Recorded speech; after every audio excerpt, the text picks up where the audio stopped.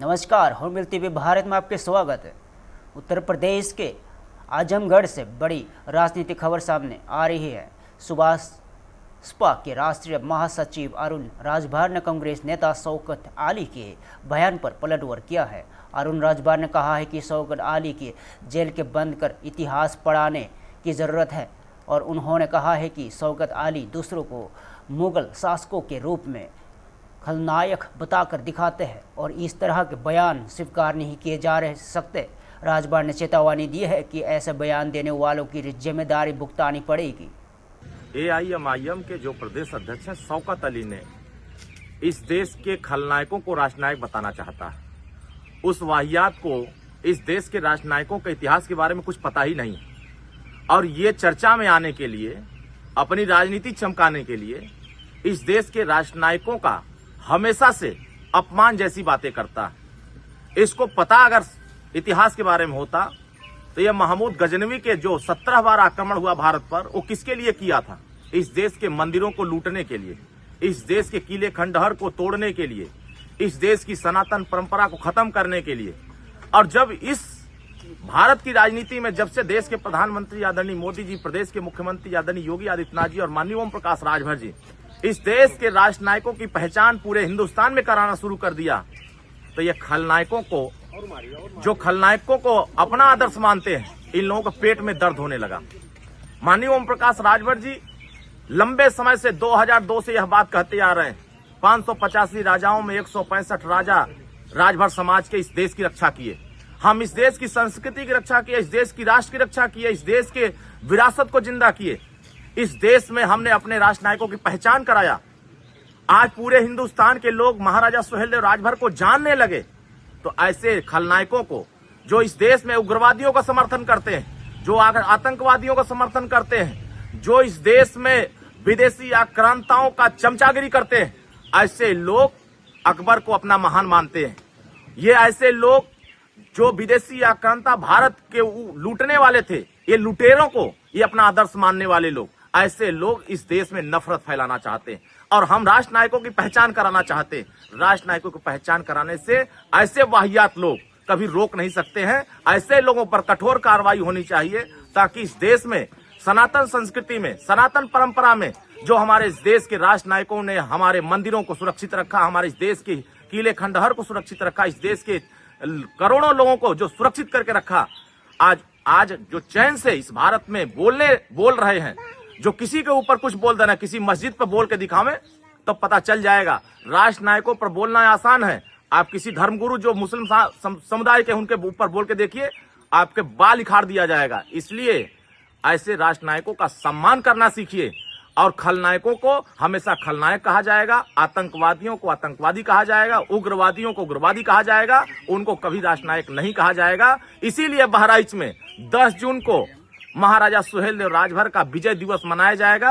अब मजार पर मेला नहीं लगाया जाएगा, अब महाराजा सुहेलदेव राजभर के भव्य मूर्ति पर मेला लगा करके इस देश के राष्ट्रनायकों की पहचान पूरे देश में कराई जाएगी। और ऐसे खलनायकों को, जो शौकत जैसे लोग हैं, ऐसे लोगों को जेल की सलाखों में रख करके उनको इतिहास बताने की जरूरत है। तब जाकर उनको पता चलेगा कि आईने अकबरी ने इस देश में राष्ट्रनायक बताया महाराजा सुहेलदेव राजभर को। इस देश में गजेटियर बताया कि देश में राष्ट्रपति महाराजा सुहेलदेव राजभर राष्ट्रनायक थे। मिराते मसूदी जो इन्हीं लोगों का संविधान है, ये सभी इनके इतिहासकारों ने महाराजा सुहेलदेव राजभर को राष्ट्रनायक बताया। लेकिन ऐसे खलनायक इस देश में मुगल बादशाहों को ये अपना आदर्श मानते हैं। अगर उनको इतना ही प्रेम है तो चले जाएं इजराइल, चले जाएं ईरान, अपने आप पता चल जाएगा कि जितना हिंदुस्तान में बोलने का आपको छूट है, वहां बोल करके दिखा दे किसी दूसरे मजहब पर, तो अपने आप ठिकाना होश आ जाएगा। ऐसे लोगों को राष्ट्रनायकों का सम्मान करना चाहिए और राष्ट्रनायकों के साथ खिलवाड़ नहीं करना चाहिए। हमारी सरकार और देश की सरकार राष्ट्रनायकों की पहचान कराने के लिए पूरी कोशिश कर रही है और पूरा संघर्ष कर रहे हैं कि हम राष्ट्रनायकों की पहचान पूरे देश के जन जन तक कराने में सफल होंगे। और हम ऐसे वाहियातों से, इनके बातों पर बहुत गंभीरता से नहीं लेते, ऐसे लोगों को इतिहास पढ़ने की सलाह देते हैं। उत्तर प्रदेश के बस्ती से एक दुखद खबर सामने आ रही है। बस्ती के रहने वाले विशाल वर्मा 20 की पुणे के लोनावाला स्थित निजी तेलावानी मेरिट टाइम ट्रेनिंग इंस्टीट्यूट में एक खेल हादसे में दर्दनाक मौत हो गई। जानकारी के अनुसार विशाल अपने साथियों के साथ बास्केटबॉल खेल रहे थे, तभी मैदान में लगे भारी लोहे का बास्केटबॉल स्टैंड उखाड़कर सीधे उनके सिर पर गिर गया। घटना के तुरंत बाद छात्रों और स्टाफ ने विशाल को तले गांव के मार हॉस्पिटल पहुंचाया, लेकिन अत्यधिक खून बहने के कारण डॉक्टरों ने उन्हें मृत घोषित कर दिया। इस हादसे के बाद कॉलेज परिसर में हड़कंप मच गया है। छात्रों और परिजनों ने संस्थान की लापरवाही पर नाराजगी जताई। उनको कहना है कि इतने बड़े और प्रतिष्ठित संस्थान में खेल उपकरणों की सुविधा, सुरक्षा और रखरखाव में इस तरह की चूक बेहद गंभीर है। सूचना मिलते ही MIDC पुलिस मौके पर पहुंची और घटनास्थल का पंचनामा किया और प्रारंभिक जांच में यहां पता लगाने की कोशिश की जा रही है कि स्टैंड जंग लगने की वजह से गिरा या उसमें तकनीकी खामी थी। हालांकि मृतक के परिजनों द्वारा तहरीर देने के बावजूद अभी तक मुकदमा दर्ज नहीं किया गया है। पुलिस का कहना है कि पोस्टमार्टम की रिपोर्ट के बाद ही मामला दर्ज किया जाएगा। यहां घटना एक बार फिर शैक्षणिक संस्थानों में सुरक्षा मानकों और उपकरणों के नियमित और निरीक्षण की जरूरत को उजागर करती है। मेरा नाम आशुतोष पांडे है। मैं तुलानी मैरीटाइम इंस्टीट्यूट में फर्स्ट ईयर का कैडेट हूँ। सर हुआ क्या था कि टाइम हो रहा होगा कुछ 8 बजे के आसपास। सर मैं सो के उठा था, नॉर्मल वॉशरूम जा रहा था, तो मैंने अदक सर को देखा कि वो दौड़ रहे हैं, वो चिल्ला रहे हैं कि स्ट्रेचर लेके आओ, स्ट्रेचर लेके आओ। सर मेरे अभी भी देखिए पैर शेक कर रहे हैं, तो मैं तुरंत दौड़ा उनके साथ कि कुछ इमरजेंसी हुई होगी, कुछ इमरजेंसी हुई। सर मैं यहाँ तक जब आया तब मैंने देखा कि मतलब मैं जब दौड़ रहा था मैंने सोचा कि नॉर्मल से कुछ हुआ होगा, कर देंगे। सर मैं जब यहाँ पे आया, ये पोल नीचे से एकदम सीधा ऐसे गिरा हुआ और सर उसके यहाँ पे उसके फोरहेड पे वो जो उसका नीचा पोर्शन है लोहे का, वो पूरा अंदर जा चुका है। सर इतना ब्लीडिंग हो रहा था कि उनके ब्रेन के पार्ट्स निकल के बाहर आ रहे थे। सर हम लोगों ने देखा, सर ये देखिए अभी भी खून के निशान है। सर हम लोग यहाँ से उनको लेके जाएंगे।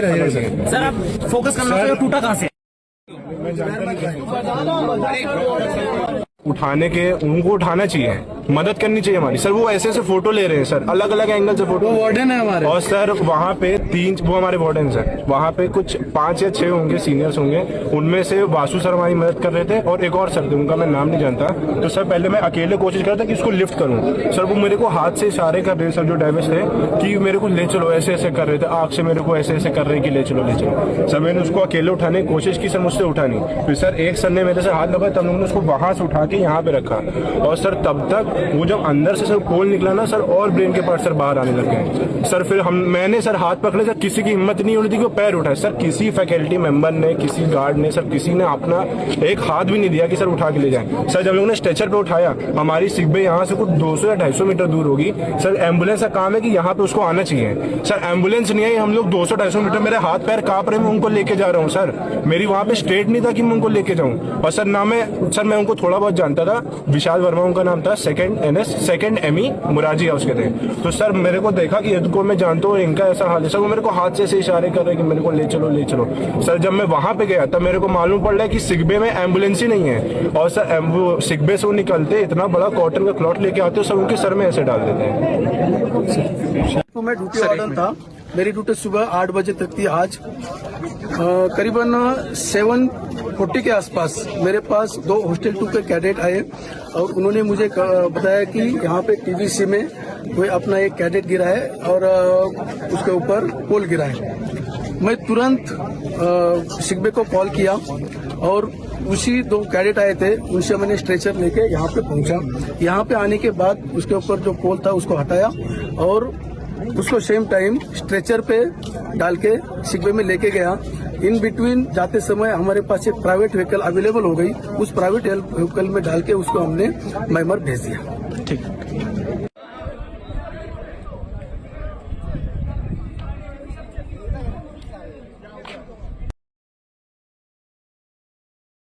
उत्तर प्रदेश के गोरखपुर से बड़ी खबर सामने आ रही है। मुख्यमंत्री योगी आदित्यनाथ ने जनता दरबार में आम लोगों की फरियादों को सुनी और अधिकारियों को त्वरित कार्रवाई के निर्देश दिए गए। जनता दरबार में के दौरान बड़ी संख्या में लोग अपनी शिकायतें और मांगें लेकर पहुंचे। मुख्यमंत्री ने हर एक मामले में गंभीरता से लेते हुए संबंधित अधिकारियों को जल्द से जल्द समाधान सुनिश्चित करने के निर्देश दिए गए। इस दौरान प्रशासनिक अधिकारियों को साफ तौर पर कहा गया है कि जनता की समस्याओं के समाधान के किसी भी तरह की लापरवाही बर्दाश्त नहीं की जाएगी। मुख्यमंत्री का यह जनता दरबार कार्यक्रम लगातार लोगों की समस्याओं के समाधान का एक अहम माध्यम बनता जा रहा है।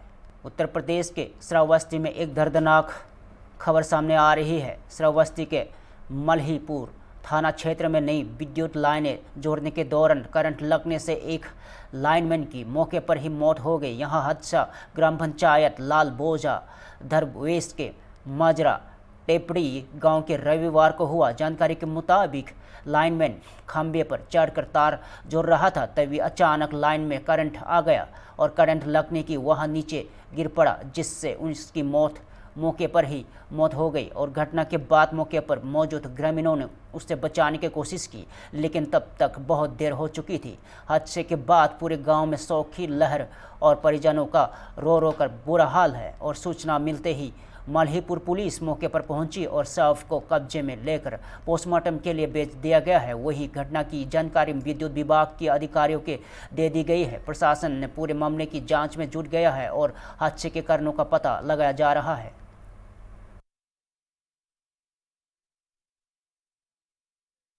राजधानी लखनऊ से इस वक्त की बड़ी खबर सामने आ रही है। उत्तर प्रदेश के माध्यमिक शिक्षा परिषद ने सत्र 2026 और 27 के लिए बड़ा आदेश जारी किया है। अब प्रदेश के सभी स्कूलों में सिर्फ अधिकृत किताबों से ही पढ़ाई कराई जाएगी। बोर्ड की ओर से साफ निर्देश दिए गए हैं कि अनधिकृत पुस्तकों के इस्तेमाल पर सख्त कार्रवाई की जाएगी। यहाँ आदेश इंटरमीडिएट शिक्षा अधिनियम के तहत जारी किया गया है। नई व्यवस्था को तहत कक्षा 9वीं और 10वीं के लिए अंग्रेजी, गणित और विज्ञान की अधिकृत किताबें अनिवार्य कर दी गई है। वहीं कक्षा 11वीं और 12वीं के लिए 26 विषय की अधिकृत पुस्तकों लागू होगी। इसके अलावा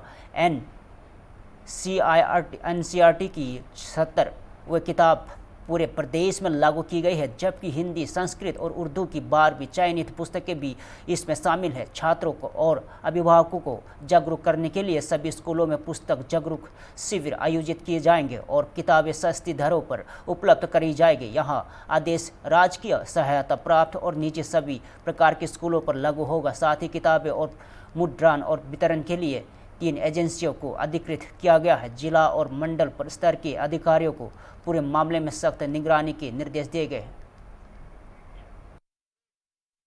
उत्तर प्रदेश के बहराइच से इस वक्त की बड़ी खबर सामने आ रही है। बहराइच में पुलिस टीम की हमला करने के मामले में 2 सिविल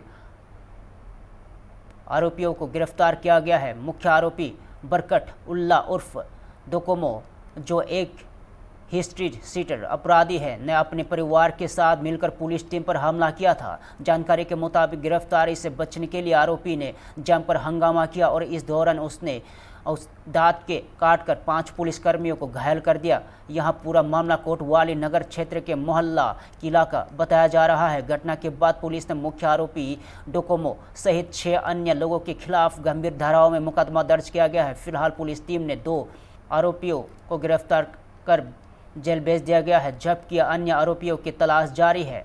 पुलिस का कहना है कि कानून व्यवस्था से खिलवाड़ करने वालों के खिलाफ सख्त कार्रवाई जारी रहेगी। उत्तर प्रदेश के बलिया से एक अलग अंदाज की खबर सामने आ रही है, जो सोशल मीडिया पर तेज से वायरल हो रही है। प्रदेश के परिवहन मंत्री दयाशंकर सिंह का दरअसल दयाशंकर सिंह बलिया विधानसभा के छाता मंडल में आयोजित पंडित दीनदयाल सिंह उपाध्याय प्रशिक्षण कार्यक्रम में शामिल होने पहुंचे थे। कार्यक्रम के दौरान भोजपुरी लोक कलाकार भी मौजूद थे। इसी दौरान मंत्री दयाशंकर सिंह कलाकारों और कार्यकर्ताओं के बीच बैठ गए और खुद ही ढोल बजाते हुए चेता गीत गाने लगे। उनके इस अंदाज को देखकर वहां मौजूद कार्यकर्ता झूम उठे और पूरे माहौल में लोक संस्कृति के रंग घुल गए। और वीडियो में मंत्री का यह अलग और संस्कृति रूप से लोगों की काफ़ी पसंद आ रहा है और सोशल मीडिया से इससे जमकर शेयर किया जा रहा है।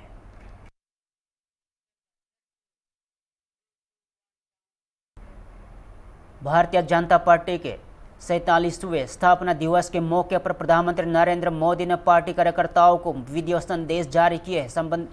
प्रधानमंत्री मोदी ने कहा है कि बसपा एकमात्र ऐसा राजनीतिक दल है जहां कार्यकर्ता पार्टी ने अपनी मां मानते हुए उन्होंने कहा है कि यही कारण है कि पार्टी का स्थापना दिवस सिर्फ एक राजनीतिक आयोजन नहीं बल्कि एक भावनात्मक अवसर होता है। और पीएम मोदी ने सभी कार्यकर्ताओं को स्थापना दिवस की बधाई देते हुए कहा है कि इस समय जिन कार्यकर्ताओं में नई ऊर्जा और उत्साह देखने को मिल रहा है, उन्होंने कार्यकर्ताओं से संगठन को और मजबूत करने और जनता के बीच सक्रिय रहने की आह्वान किया है। भारतीय जनता पार्टी के अध्यक्ष श्री नितिन नबीन जी, भाजपा परिवार के सभी वरिष्ठ जन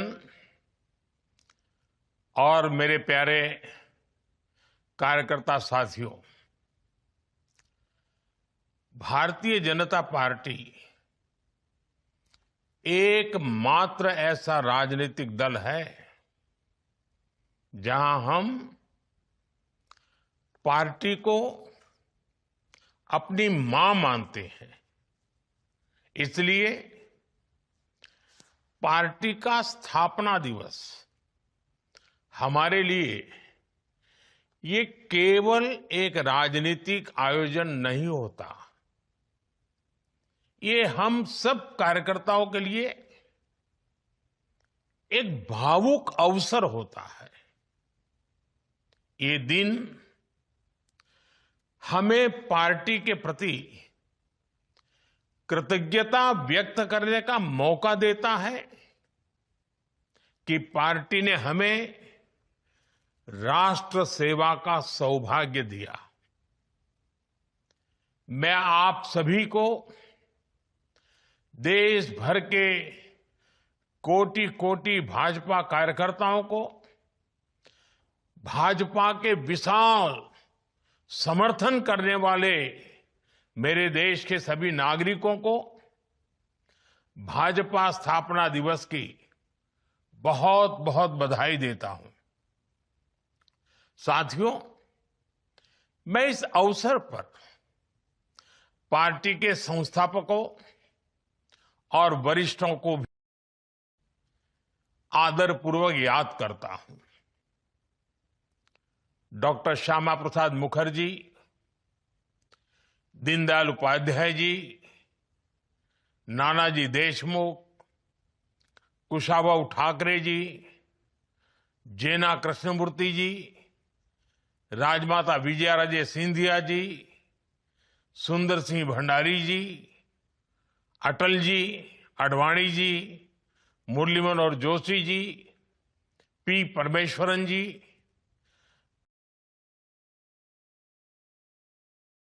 अनगिनत उत्तर दक्षिण पूरब पश्चिम हिंदुस्तान के कोने कोने में ऐसी सभी विभूतियों को मैं आज आदरपूर्वक नमन करता हूं। साथियों, मैं हमारे युवा अध्यक्ष श्रीमान नितिन जी का भी इस आयोजन के लिए विशेष रूप से धन्यवाद करता हूं। उनके अध्यक्ष बनने के बाद ये पार्टी की स्थापना दिवस का पहला अवसर है। आपकी लीडरशिप में पार्टी पूरी ऊर्जा से देश सेवा में लगी है। इस समय जिन 5 राज्यों में चुनाव है, वहां भी पार्टी में एक नई ऊर्जा देख रहा हूं, कार्यशैली में नयापन देख रहा हूं। ऐसा लग रहा है नवीन जी ने पार्टी में नवीनता भर दी है। साथियों, आज बीजेपी जिस शिखर पर है उसकी चमक सबको दिखती है, लेकिन यहां तक पहुंचने के लिए लाखों कार्यकर्ताओं का जो श्रम है, उन्होंने जो तप, त्याग और तितिक्षा की पराकाष्ठा की है, उसे वही जान सकता है जो इस पार्टी के संकल्पों के लिए समर्पित होकर स्वयं इस फिलहाल के लिए इतना ही। ताज़ा खबरों को देखते रहिए हम टीवी भारत।